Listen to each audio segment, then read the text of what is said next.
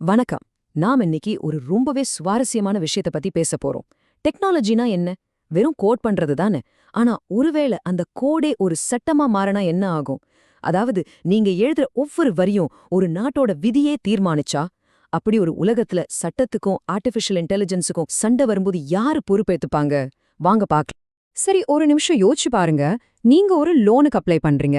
ஆனா ஒரு மிஷின், ஒரு ஏஐ உங்க லோனை ரிஜெக்ட் பண்ணிருது. இப்ப நீங்க யார் மேல கேஸ் போடுவீங்க? அந்த கோட் எழுதின இன்ஜினியர் மேலயா, இல்ல அந்த ஏஐய வச்சிருக்கிற கம்பெனி மேலயா? பாக்குறதுக்கு ரொம்ப சிம்பிளான கேள்வி மாதிரி இருந்தாலும் நாம இன்னைக்கு பேச போற எல்லா விஷயத்துக்கும் இதுதான் ஆணிவேர். நாம இப்போ 2 விதமான எதிர்காலத்தை பத்தி பார்க்க போறோம். இதுல முதல் பாதை என்னன்னா, இன்ஜினியர்கள் தங்களையே அறியாம வக்கீல்களா மாறுறது. அவங்களோட நோக்கமெல்லாம் டெக்னாலஜியை உருவாக்கணுங்கிறது மட்டும்தான். ஆனா அவங்க உருவாக்குற அந்த உலகமே அவங்கள சட்டத்தோட களத்துக்குள்ள இழுத்துட்டு வந்துடும். ஆரம்பத்துல மெஷின் லேர்னிங் இன்ஜினியர்களோட உலகம் ரொம்ப சிம்பிளா இருந்துச்சு. கணக்கு, கோட், கம்ப்யூட்டர் பவர், அவ்வளோதான். சட்டம், அதுக்கெல்லாம் தனியா ஆள் இருக்காங்கன்னு நினைச்சாங்க. ஆனா அவங்க எழுதின கோட் நிஜ உலகத்துல முடிவுகளை எடுக்க ஆரம்பிச்சப்போ அந்த எல்லைகள் எல்லாம் உடைய ஆரம்பிச்சது. இதுதான் அந்த முக்கியமான டர்னிங் பாயிண்ட். அது வரைக்கும் ஏஐ வெறும் பரிந்துரைகள் தான் கொடுத்துட்டு இருந்துச்சு. ஆனா இப்போ அதுவே முடிவெடுக்க ஆரம்பிச்சிடுச்சு. யாருக்கு லோன் கொடுக்கலாம், யார் குற்றவாளியா இருக்கலாம், யாருக்கு வேலை தரலான்னு ஒரு ஏஐ தீர்மானிக்க ஆரம்பிச்சப்போ மொத்த கதையுமே மாறிப்போச்சு. இந்த மாற்றம் ஒரே நாள்ல நடந்துடல. முதல்ல சும்மா டிஸ்க்ளைமர் எழுதுறதோட ஆரம்பிச்சது. அப்புறம் கோர்ட்ல நின்னு எங்க ஏஐயோட நோக்கம் இதுதான்னு விளக்கம் கொடுக்க வேண்டிய நிலைமை வந்துச்சு. சீக்கிரமே அவங்க எழுதுற கோட் சட்ட ரீதியா எந்த பிரச்சனையும் வராம தாக்கு பிடிக்கிற மாதிரி உருவாக்க கத்துக்கிட்டாங்க. கடைசியா அவங்களே வக்கீல்கள் மாதிரி பேச ஆரம்பிச்சிட்டாங்க. அலட்சியம், நோக்கம், பொறுப்பு. இந்த மாற்றம் எந்த அளவுக்கு ஆழமா இருந்துச்சு தெரியுமா? அவங்க எழுதின கோட் ஒரு லீகல் கான்ட்ராக்ட் மாதிரி இருந்துச்சு. புது மாடல் ரிலீஸ் பண்றது ஒரு சட்ட முன்னுதாரணத்தை வெளியிடுற மாதிரி இருந்துச்சு. அதாவது சட்டரீதியான சிந்தனைங்கிறது அவங்க வேலையில ஒரு பகுதியா இல்லாம வேலையோட அடித்தளமாவே மாறிடுச்சு. கடைசியா இந்த மாற்றத்துக்கு ஒரு அதிகாரப்பூர்வ அங்கீகாரமும் கிடைச்சது. மெஷின் லேர்னிங் இன்ஜினியர் அப்படிங்கிற ஜாப் டைட்டிலுக்கு பக்கத்துல பிராக்கெட்ல அப்ளைட் லா அப்படின்னும் சேர்த்துக்கிட்டாங்க. அப்போதான் உரப்பாச்சு, இன்ஜினியரிங் இனிமேல் டெக்னாலஜி மட்டும் இல்ல. சரி, இது ஒரு கதை. இன்ஜினியர்கள் சட்ட உலகத்துக்குள்ள தள்ளப்பட்ட கதை.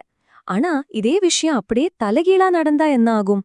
அதாவது வக்கீல்கள் டெக்னாலஜி உலகத்துக்குள்ள வந்தா?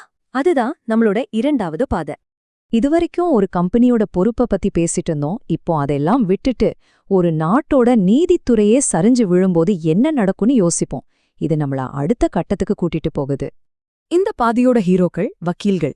இங்க இருக்கிற பிரச்சனை ஏதோ ஒரு கம்பெனியோட அல்காரிதம் கிடையாது, ஒரு நாட்டோட மொத்த நீதி அமைப்பும் தான். இது இந்தியால நடந்த ஒரு மிகப்பெரிய தொழில்நுட்ப மற்றும் சட்ட புரட்சியை பத்தின கதை. 5 கோடி, இது ஏதோ லாட்டரி நம்பர் இல்ல. இந்தியாவோட கோர்ட்ஸ்ல தேங்கி கிடந்த கேஸுகளோட எண்ணிக்கை யோசிச்சு பாருங்க. 5 கோடி வழக்குகள். இந்த சிஸ்டமே மூழ்கி போற நிலைமையில தான் இதுக்கு டெக்னாலஜி மூலமா ஒரு தீர்வு வேணும்னு ஒரு பெரிய தேடல் ஆரம்பிச்சது. முதல்ல அரசாங்கம் டெக்னாலஜியை வச்சு இந்த பிரச்சனையை சரி பண்ண முயற்சி பண்ணாங்க. ஆனா நியாய நெட் அப்படிங்கிற அந்த ஏஐ திட்டம் தோல்வியில முடிஞ்சுது. ஏன் தெரியுமா? ஏன்னா சட்டம்ங்கிறது வெறும் லாஜிக் மட்டும் கிடையாது.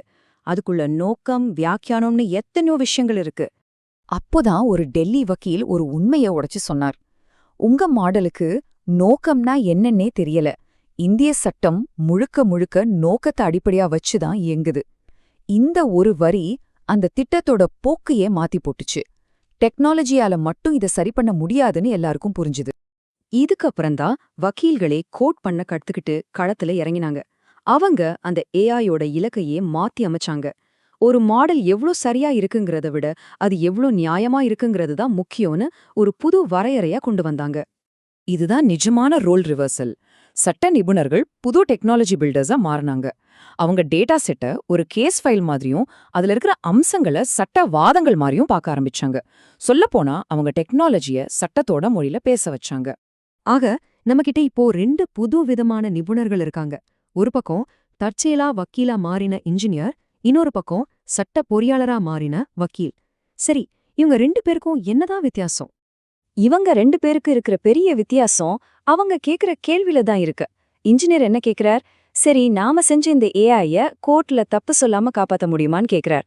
ஆனா அந்த வக்கீல் என்ன கேக்குறார்? நாம உருவாக்குற இந்த ஏஐ நம்ம அரசியல் சட்டப்படி நியாயமானதா இருக்குமான்னு கேக்குறார். பாத்தீங்களா, ஒருத்தரோட நோக்கம் பாதுகாப்பு, இன்னொருத்தரோட நோக்கம் நீதி. இந்த ரெண்டு பாதைகளும் பாக்குறதுக்கு வேற வேற மாதிரி தெரிஞ்சாலும் ரெண்டுமே நம்மள ஒரே இடத்துக்கு தான் கூட்டிட்டு வருது. அதுதான் பொறுப்பு.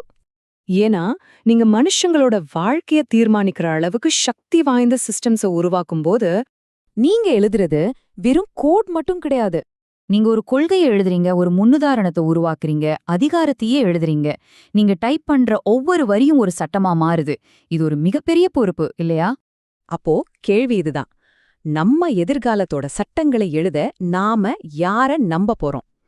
தற்காப்புக்காக கோட் எழுதுற இன்ஜினியர்களையா, இல்ல நீதிக்காக கோட் எழுதுற வக்கீல்களையா, இல்ல இந்த ரெண்டு உலகத்தையும் இணைக்கிற ஒரு புது தலைமுறைய உருவாக்குவோமா? முடிவு உங்க கையில தான். யோசிச்சு பாருங்க.